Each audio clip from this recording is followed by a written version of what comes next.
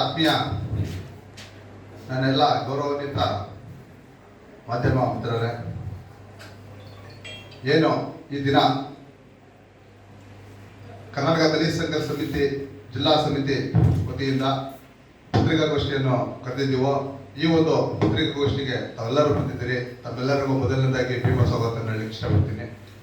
ಮತ್ತೆ ಅದೇ ರೀತಿ ನಮ್ಮ ಕರ್ನಾಟಕ ಈ ಒಂದು ಪತ್ರಿಕಾಗೋಷ್ಠಿಗೆ ನಮ್ಮ ಕರ್ನಾಟಕ ದಲಿತ ಸಂಘರ್ಷ ಸಮಿತಿಯ ರಾಜ್ಯಾಧ್ಯಕ್ಷ ಅಂತ ಅಣ್ಣ ವೆಂಕಟಗಿರಿ ಅಣ್ಣವರು ಬಂದಿದ್ದಾರೆ.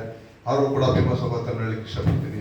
ಮತ್ತೆ ನಮ್ಮ ಮೈಸೂರು ವಿಭಾಗೀಯ ಸಂಚಾಲಕರಾದಂಥ ಅನಿಲ್ ಕುಮಾರ್ ಕೆರಗೋಡ್ ಅವರು ಬಂದಿದ್ದಾರೆ. ಅವ್ರಿಗೂ ಭೀಮ ಸ್ವಾಗತವನ್ನು ಹೇಳಲಿಕ್ಕೆ ಇಷ್ಟಪಡ್ತೀನಿ. ಮತ್ತೆ ನಮ್ಮ ಸಂಘಟನೆಯ ಜಿಲ್ಲಾ ಸಂಘಟನಾ ಕಾರ್ಯದರ್ಶಿಗಳಾದ ವೈ ಸುರೇಶ್ ಅವರು ಸಟ್ಟಳ್ಳಿ ಅವರು ಬಂದಿದ್ದಾರೆ. ಅವ್ರಿಗೂ ಭೀಮ ಸ್ವಾಗತವನ್ನು ಹೇಳಲಿಕ್ಕೆ ಇಷ್ಟಪಡ್ತೀನಿ.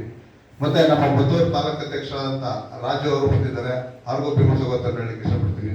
ನಮ್ಮ ಮಹಿಳಾ ಘಟಕದ ಜಿಲ್ಲಾಧ್ಯಕ್ಷರು ಮೀನಾಕ್ಷಿ ಮೇಡಮ್ ಅವರು ಬಂದಿದ್ದಾರೆ. ಅವ್ರಿಗೂ ಭೀಮ ಸ್ವಾಗತವನ್ನು ಹೇಳಲಿಕ್ಕೆ ಇಷ್ಟಪಡ್ತೀನಿ.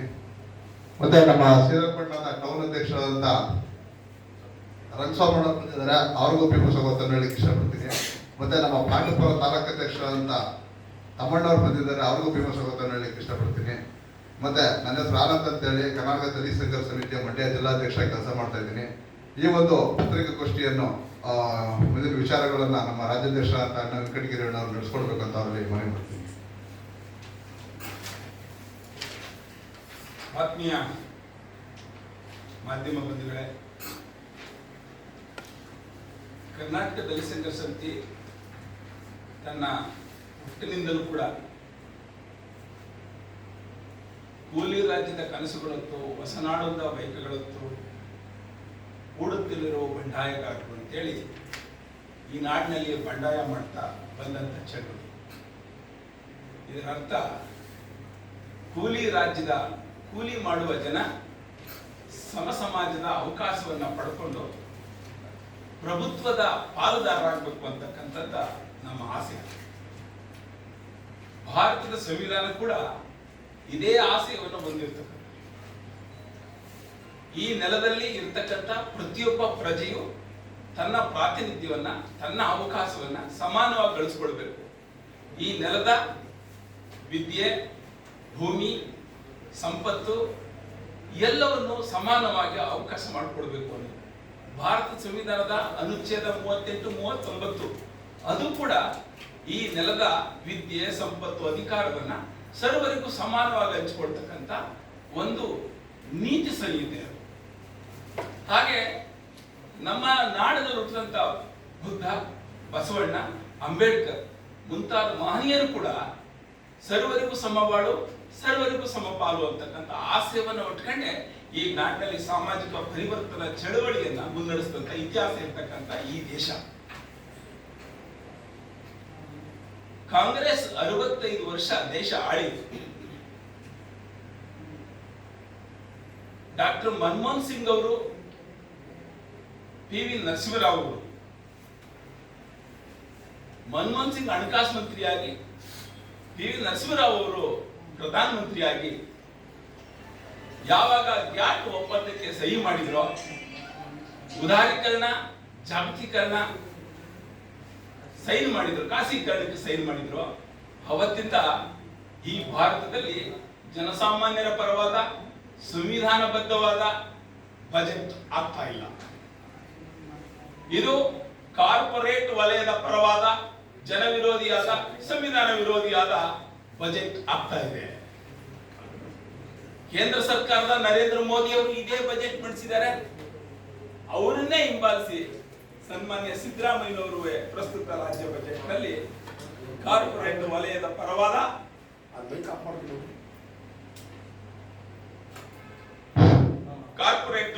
ಪರವಾದ ಜನ ವಿರೋಧಿಯಾದ, ಸಂವಿಧಾನ ವಿರೋಧಿಯಾದಂತಹ ಬಜೆಟ್ ಅನ್ನ ಸನ್ಮಾನ್ಯ ಸಿದ್ದರಾಮಯ್ಯನವರು ಮಂಡಿಸಿರ್ತಕ್ಕಂಥದ್ದು ವಿಷಾದ ಸಂಗತಿ. ಏನು ಇದು ದುರಂತ ಅಂದ್ರೆ, ನಮ್ಮ ಮುಖ್ಯಮಂತ್ರಿಗಳು ಸಿದ್ದರಾಮಯ್ಯನವರು ಉತ್ಪಾದನಾ ವೆಚ್ಚವಾಗಿ, ಬಂಡವಾಳವಾಗಿ ಕೇವಲ 20%, ಇನ್ನು 80% ಅನ್ನ ಖಾಸಗಿ ವಲಯದಿಂದ ನಿರೀಕ್ಷೆ ಮಾಡ್ತಾರೆ. ಇದು ಇಡೀ ರಾಜ್ಯವನ್ನ ನಾವು ಕೂಲಿ ರಾಜ್ಯದ ಜನ ಬಂಡವಾಳ ಎಲ್ಲ ಅವಕಾಶಗಳನ್ನು ಗಳಿಸಬೇಕು ಅಂದ್ರೆ ಇವರು ಶಾಶ್ವತವಾಗಿ ಇಡೀ ರಾಜ್ಯದ ಜನರನ್ನ ಕೂಲಿ ಜನರನ್ನಾಗಿ ಮಾಡ್ಲಿಕ್ಕೆ ಹೊರಟಿರ್ತಕ್ಕಂಥದ್ದು ಅತ್ಯಂತ ಖಂಡನೀಯ. ಈ ಆರ್ಥಿಕ ನೀತಿ ಇದೆಯಲ್ಲ, ಈ ಆರ್ಥಿಕ ನೀತಿ ಸಿದ್ದರಾಮಯ್ಯನವರು ಈ ಜನವಿರೋಧಿಯಾದಂತ ಆರ್ಥಿಕ ನೀತಿಯನ್ನು ಮಾಡ್ತಾ ಇದ್ದಾರೆ. ಇದು ಕಾರ್ಪೊರೇಟ್ ವಲಯವನ್ನ ಬೆಂಬಲಿಸ್ತಕ್ಕಂಥ, ಅವ್ರನ್ನ ಪೋಷಿಸ್ತಕ್ಕಂಥ ಒಂದು ನೀತಿ ಆಗ್ತಾ ಇದೆ. ಇದು ಈ ಕಾರಣಕ್ಕಾಗಿ ಕರ್ನಾಟಕ ದಲಿತ ಸಂಘ ಸಂಸ್ಥೆ ಈ ರಾಜ್ಯ ಬಜೆಟ್ ಅನ್ನ ಅತ್ಯಂತ ತೀವ್ರವಾಗಿ ಖಂಡಿಸ್ತದೆ. ಒಂದು ಕಾರ್ಮಿಕರ ಪರವಾಗಿಲ್ಲ, ರೈತರ ಪರವಾಗಿಲ್ಲ. ರೈತರದ್ದು ವೈಜ್ಞಾನಿಕ ಬೆಲೆ ಕೇಳ್ತಾ ಇದ್ದೀವಿ, ವೈಜ್ಞಾನಿಕ ಬೆಲೆ ಗೊತ್ತಿಲ್ಲ. ಇದು ಜನಸಾಮಾನ್ಯರ ವಿರೋಧಿಯಾದಂತ ಬಜೆಟ್ ಆಗಿದೆ. ವಾಸ್ತವವಾಗಿ ನಾನು ಹೇಳ್ತಾ ಇದ್ದೀನಿ, ಸಿದ್ದರಾಮಯ್ಯನವರು ಅಧಿಕಾರಕ್ಕೆ ಬಂದಾಗ 2013ರಲ್ಲಿ ಜಾತಿಗೊಂದು ಅಭಿವೃದ್ಧಿ ನಿಗಮ ಮಾಡಿದ್ದಾರೆ. ಈಗ ಆ ಅಭಿವೃದ್ಧಿ ನಿಗಮಗಳಿಗೆ ದುಡ್ಡು ಕೊಡಕ್ ಆಗ್ತಾ ಇಲ್ಲ ಅವ್ರ ಬಜೆಟ್.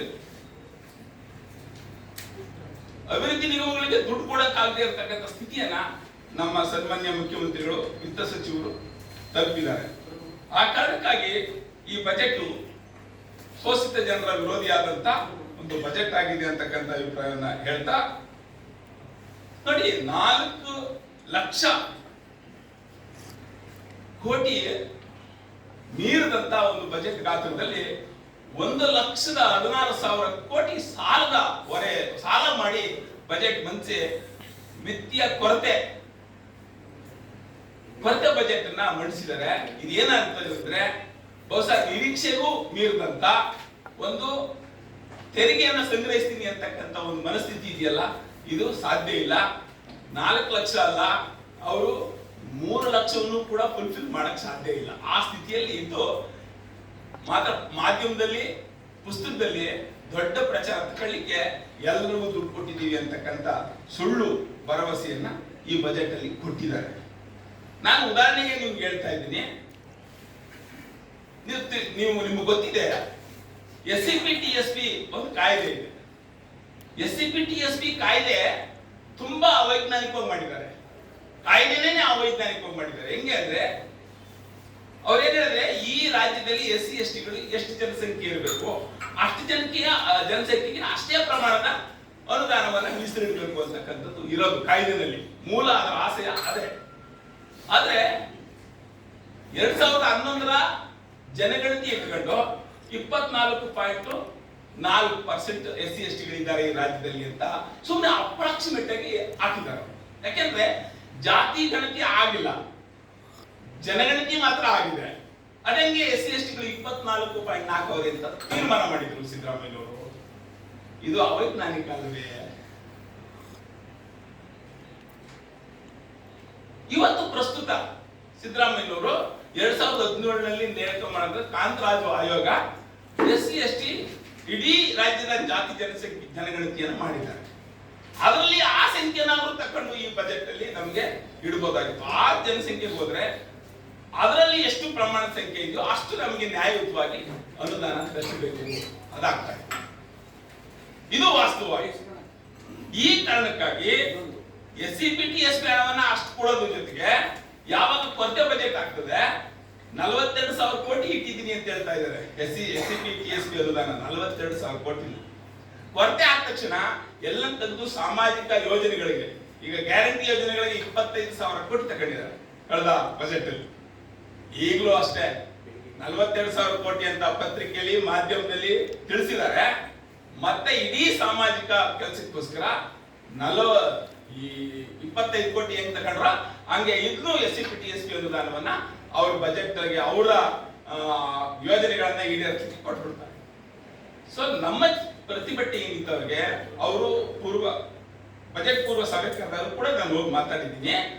ಆ ಸಭೆಯಲ್ಲಿ ಸ್ಪಷ್ಟವಾಗಿ ಹೇಳಿದೀವಿ, ನೀವು ಕಾಯ್ದೆನಲ್ಲಿ ಇರ್ತಕ್ಕಂಥ 7C ದುರ್ಬಳಕೆ ಮಾಡ್ಕೊಂತ ಇದ್ದೀರಾ. 7C ನ ತೆಗೆದು ಬಜೆಟ್ ನೀವು ಮಂಡಿಸಬೇಕು ಅಂತ ನಮ್ಮ ಬೇಡಿಕೆಗೆ ಸಿದ್ದರಾಮಯ್ಯನವರ ಸರ್ಕಾರ ಸ್ಪಂದನೆ ಮಾಡಿಲ್ಲ. ಇದು SC STಗಳ ವಿರೋಧಿಯಾದಂತ ನಡವಳಿಕೆ. 7C ತೆಗೆದೇನೆ ಬಜೆಟ್ ಮಂಡಿಸಿದರೆ ಸಿದ್ದರಾಮಯ್ಯನವರು, ಇದು SC STಗಳಿಗೆ ವಿರೋಧವಾದಂತ ನಡವಳಿಕೆ. ಇದರಿಂದ ಅವರು 42 ಅಲ್ಲ ಕೊಟ್ಟರು ಕೂಡ ಅದು ಸದ್ವಿನಿಯೋಗ ಆಗೋದಿಲ್ಲ. SC/STಗಳಿಗೆ, ಈ ರಾಜ್ಯದ ಜನರಿಗೆ ಸದ್ವಿನಿಯೋಗ ಆಗೋದಿಲ್ಲ ಅಂತಕ್ಕಂಥ ಒಂದು ಸ್ಪಷ್ಟವಾದ ಅಭಿಪ್ರಾಯವನ್ನ ನಾವು ಹೊಂದಿದ್ದೀವಿ. ಅದಕ್ಕಾಗಿ ಸಿದ್ದರಾಮಯ್ಯನವರ ಸರ್ಕಾರ ಈ ಕೂಡಲೇ 7C ತೆಗಿಬೇಕು, ಬಜೆಟ್ ಅಲೋಕೇಟ್ ಮಾಡಬೇಕು. ಮತ್ತೆ ರಾಜ್ಯ ಪರಿಷತ್ ಸಭೆಯಲ್ಲಿ ಈ ಕೂಡಲೇ ಅವನು ಇನ್ಯಾವುದೋ 6 ತಿಂಗಳು ಮಾಡೋದಲ್ಲ ಸಿದ್ದರಾಮಯ್ಯನವರು, ಈಗಲೇ ರಾಜ್ಯ ಪರಿಷತ್ ಸಭೆಯಲ್ಲಿ ಅಲೋಕೇಟ್ ಮಾಡಬೇಕು. ಯಾವ್ಯಾವ ಇಲಾಖೆಗಳಿಗೆ ಎಷ್ಟೆಷ್ಟು ಅನುದಾನ ಅಂತ ತೀರ್ಮಾನ ಮಾಡಬೇಕು. ಆ ಕಾರಣಕ್ಕಾಗಿ ಕರ್ನಾಟಕ ದಲಿತ ಸಂಘರ್ಷ ಸಮಿತಿ ಒತ್ತಾಯ ಮಾಡ್ತಾ ಇದೆ. ಅಲೋಕೇಟ್ ಮಾಡೋದು, ರಾಜ್ಯ ಪರಿಷತ್ನಲ್ಲಿ ಅಲೋಕೇಟ್ ಮಾಡೋದು, ಅಭಿವೃದ್ಧಿ ನಿಗಮಗಳಿಗೆ ಎಷ್ಟೆಷ್ಟು ಅನುದಾನ ಕೊಟ್ಟಿದ್ದೀವಿ ಅಂತ ಘೋಷಣೆ ಮಾಡೋದು, ಮತ್ತೆ ಆ ಹಣ 7C ಅನ್ನ ತೆಗೆದು ಸದ್ವಿನಿಯೋಗ ಆಗೋ ರೀತಿಯಲ್ಲಿ ಕ್ರಮ ಕೈಗೊಳ್ಳದೇ ಇದ್ರೆ ಅವರ ಮಂತ್ರಿಗಳನ್ನ, ನಾನು ಹೇಳ್ತಾ ಇದ್ದೀನಿ, ಅವರ ಮಂತ್ರಿಗಳನ್ನ ನಾವು ಗೆರವು ಮಾಡ್ತೇವೆ.